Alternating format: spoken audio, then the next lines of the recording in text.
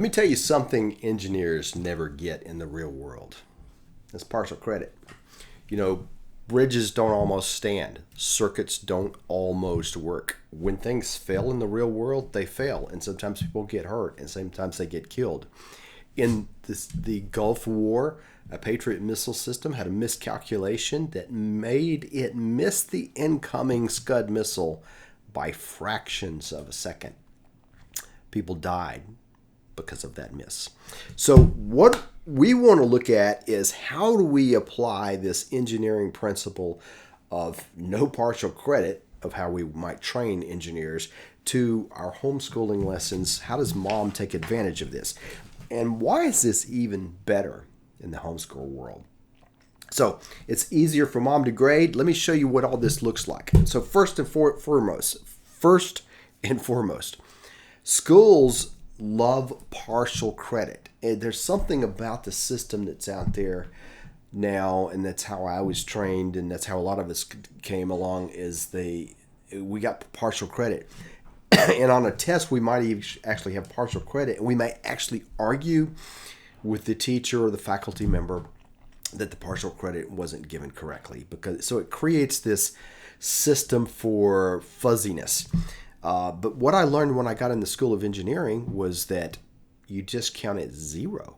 It's either wrong or it is right. And the reason I just told you is why we do that. Because partial credit, what it does is it rewards the student for trying. It rewards their process. And in a sense, it rewards their mistake because they just got to get close enough. And they can have errors and things like that, and they're going to be fine, because probably the rounding up error in the partial credit is going to be more than they would have gotten anyway. So what we look at instead, and what I'm suggesting you think about, is a zero. You get nothing. You fix it, and then you get a credit. So here's how it works. We call it our system for grading. And so if you look at our products, we always put this embedded in there. This is how we grade. You start with, it's either right or wrong.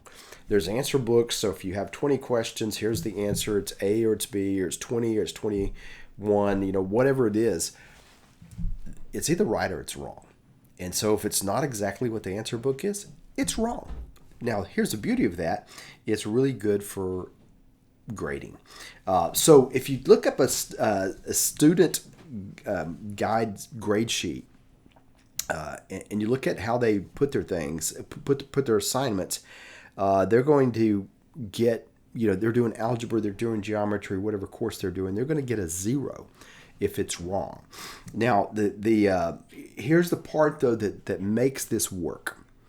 I give you back your zero, or I give you back your test, and you've gotten 80% of them correct. So you've, out of 20 problems, let's just say out of 20 problems, you got 15, right? So you're at a 75 level, and you got 5 problems that are completely wrong. Actually, they may have been partly right, but we're counting them as completely wrong. Now, what this means is that your student knew how to do the first 15 problems, and they could solve them. But they either made a mistake or they didn't understand the other 5. Right? So why would we issue partial credit for the mistake? And why would we issue any credit if they didn't really understand? So what we want to do is give that back to the student and let them rework it. Now say, if you rework it, and then you get 80% of the points back. Now what this reinforces is they have to go dig into their work. A lot of times students will just, I don't want to mess with this problem, so I'm just going to halfway it in the test. And now I have to deal with it again. So rather than dealing with it then, I'm dealing with it again. So I don't get to just skip over ideas and concepts. And I go back and see my mistake. It forces them to find their mistake. And when you force somebody to find their mistake and rework it, they get something that's really powerful we call learning. They're now become accurate. They master material. More students end up with A's and B's when we do this, and a true understanding of what they're doing, because they have had to correct their mistakes.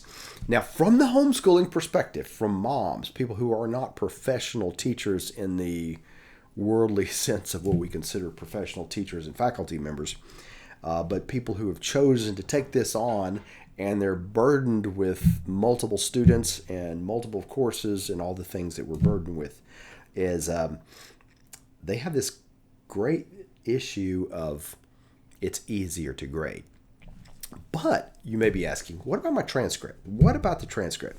So this makes the transcript better. So instead of giving your teen credit for doing 75% of something wrong, they either master it or they fix it. Now, of course, you, in the homeschool world, the grade is up to you. You get to choose the grade. Well, if they have mastered it, well, that makes it pretty easy. That's how we grade things in schools of engineering very often. Did you master it or not? If you master it, you get an A. So that's what we're looking to do here. It makes this easier for you. It makes your grading easier as you go along, and it helps your student to actually learn the subject rather than let's just get through it. So wrong answers are 0. Here's our system. In grading math, a wrong answer gets no points. Super easy to grade. A right answer is 100%, and anything else is wrong, and then they get to regrade it. I used to tell students when I used to give undergraduate tests in engineering, I said, do one or two things, make my job easy. Either be perfectly accurate in your answer, so I can just look at it and see you did it right, or leave it blank. Right? Because that makes my job easier. When you write out a bunch of garbage out here and you're just thinking, and that may be great for you processing it, but it's not helping me grade it. So now let me just tell you though, this isn't a new concept. We see this happening in engineering schools. We see this happening in a lot of different places. Sir Isaac Newton, the one of the founders of calculus, when he was first working out calculus, he had tons and tons of errors. Things, and there's pages and pages of them, they're documented, and things that helped him master the subject and really develop the calculus that we think of and use of today. So this is our method of grading. No partial credit. If it's wrong, and let them fix it. And when they do that, they're going to learn.